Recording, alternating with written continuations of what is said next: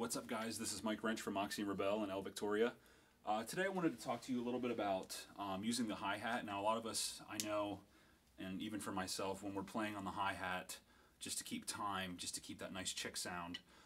But some of the things that I'm incorporating in when I'm practicing, and as long as, along with when I'm playing, is I want to try to be able to accent different things with minimal sounds. Meaning I don't, with this, obviously this kit's kind of a little bit of elaborate, but this is the kit that I usually practice on and get, pull out some new ideas and things like that.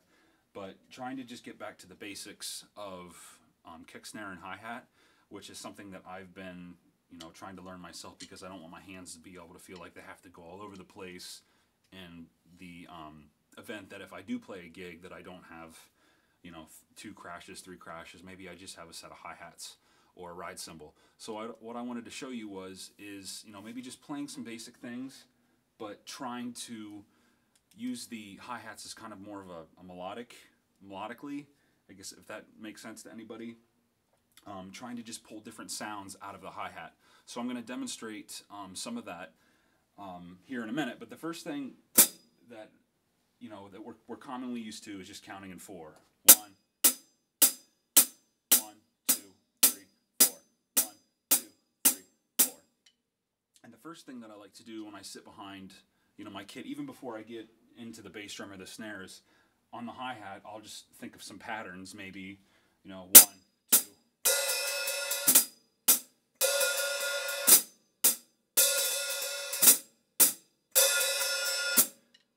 And start incorporating rests. And that's one thing that I have noticed. If I play, if I say the word rest to myself, then immediately I know, hey, let's pull back a little bit and not play as much. And less is more, as a lot of people will say. So from what I just played right there, I just played 1, 2, 3, 4. 1, 2, 3, 4. So I was opening the hi-hat on 3, but I was resting on 4. And I was letting the hi-hat breathe and do the work. So again, it sounds something like this.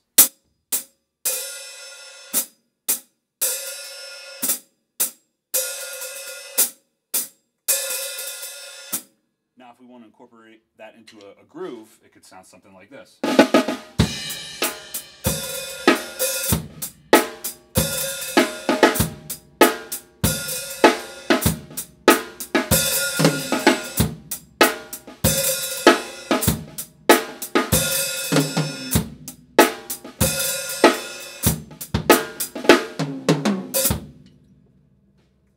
So right away, when you're playing just a simple rock groove in 4/4 time, you'll notice that just by changing that one little thing, 1, 2,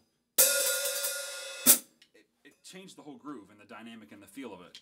So that's the great thing about the hi-hats, is I think a lot of people, we forget about, even when we're playing, if we're crashing on a cymbal, in a chorus or wherever in our song is, I like to try to keep as much time as I can with my hi-hat foot.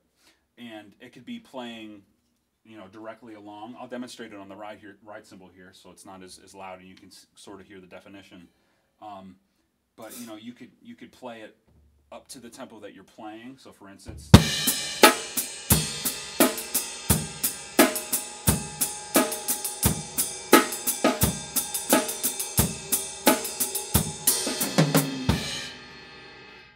doing something like that, or you could give the hi-hat kind of like a halftime feel.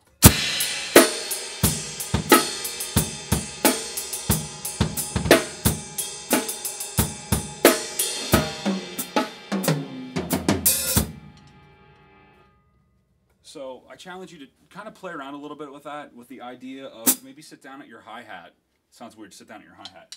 And think, maybe write some stuff out. Think, maybe add some rests, or try to open the hi-hat when you don't think that you would typically open it, and see what you come up with. Send me an email, message me on Facebook, or visit my website, mikewrench.com, and leave me a comment, and see what you think of this. I want to start making some more videos and just some stuff that I'm working on, and to be able to show you guys to better yourselves.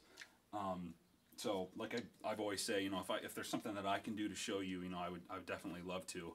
and see what you come up with, and send me some videos. I'd really be curious to see what kind of stuff you come up with. Like I said, that was just a demonstration. Take that and take it further and see what you come up with. Thanks a lot.